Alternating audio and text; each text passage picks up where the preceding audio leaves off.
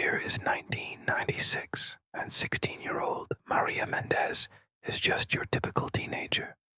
She lives in a small Brazilian town with her family and friends.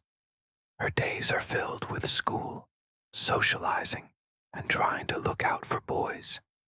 And it's not like she has a ton of opportunities to meet them. She's pretty shy, so when she does go out, she prefers to wear clothes that cover her body from head to toe. Tonight, she'll be going out with some friends, and she's wearing her favorite long-sleeved shirt and loose jeans. Now, she has a big sister named Layla, who isn't so different from her, but who is much less shy than Maria.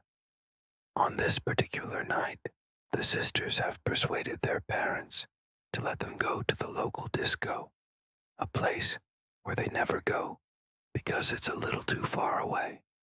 In fact, it's about 3 kilometers outside of their town of Varginha.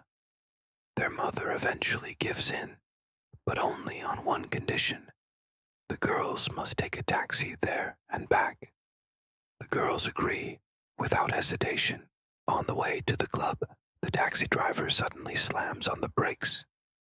He turns around in his seat and tells the girls that he can't take them any further because the road is blocked by military trucks. He explains that something unusual is happening in the area and that he's never seen anything like it before. Curious, Maria and Leela ask what's going on, but the man only shakes his head. He tells them that he heard some men talking and that they should keep quiet because if word got out, people would be in trouble.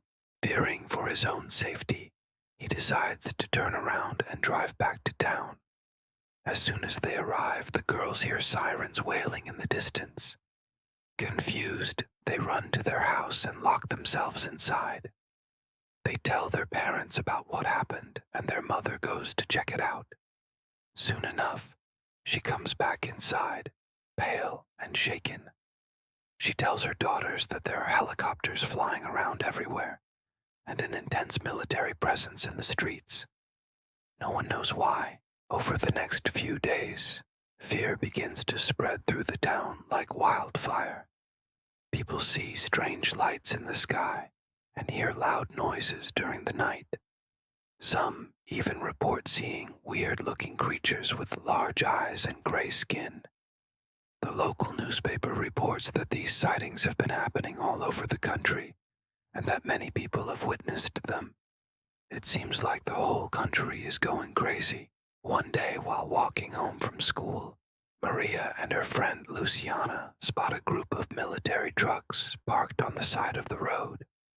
Curiosity gets the better of them, and they start walking towards it. Suddenly, a man in uniform appears and yells at them to get away. The girls stop dead in their tracks. The man then tells them in no uncertain terms that they are not allowed to come any closer. Startled by his reaction, the girls turn around and run home as fast as they can. That night, Maria can't sleep. Strange thoughts keep running through her head, and she feels uneasy about everything that's been going on lately. Deciding that she needs to get some fresh air, she gets out of bed and goes to her roof. As she gazes up at the night sky, she sees a bright light coming from above. At first, she thinks it might be a helicopter, but then the light starts to descend slowly. Maria quickly runs to her sister's room and wakes her up. She tells her to come see something amazing in the sky. Leela is a bit reluctant at first, but she eventually agrees to go with her sister.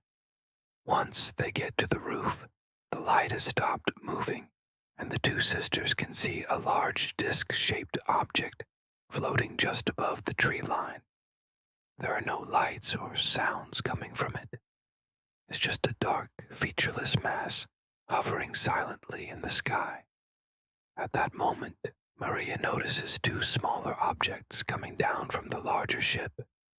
They descend very quickly and land silently in a field across from their house. Curiosity gets the better of the sisters, and they decide to sneak out of the house and investigate. They grab some flashlights and make their way through the tall grass. The wind is blowing softly, and the only sound that can be heard is the chirping of crickets. After walking for a while, Maria and Layla suddenly spot a figure standing in front of them. It's tall and thin with large red eyes that seem to glow in the darkness. The creature takes a step forward, and Maria screams. She drops her flashlight and runs as fast as she can. Layla isn't far behind her. They run all the way home and lock themselves inside.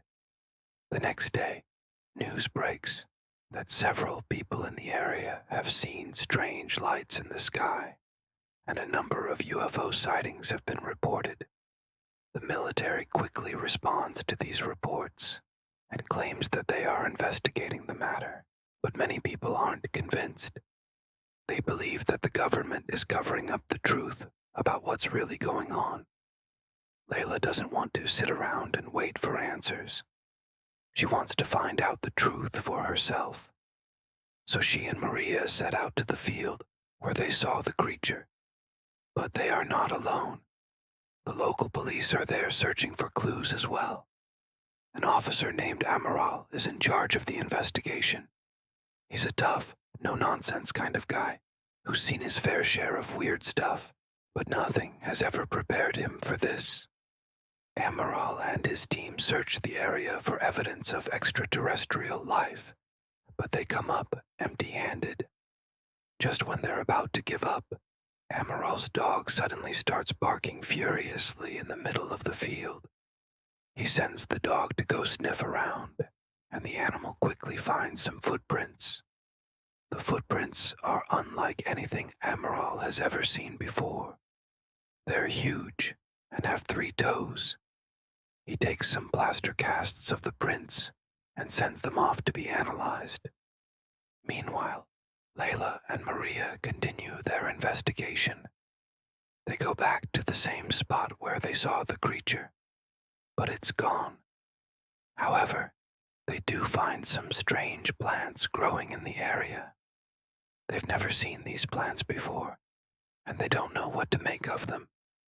Back at the station, Amaral receives the results of the footprint analysis.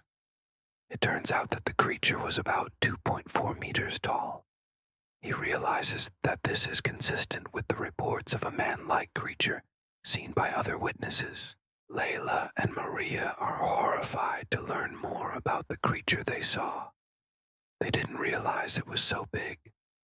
As the days go by, more and more sightings are reported, and the fear in town grows. One day, Amaral receives a call that a body has been found.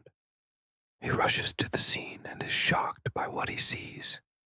The body is small and emaciated, like an old man, but it's covered in scales and its skin is green. There are no eyes or nose, just a gaping black hole where the face should be. Layla and Maria are terrified to hear about the creature's body being found. They're afraid that the town will erupt into chaos. And they're right. Riots break out in the streets, and people run around like animals. The military is called in to restore order, but they're unable to stop the angry mob. In the end, the creature's body is taken away, and the military tightens its grip on the town.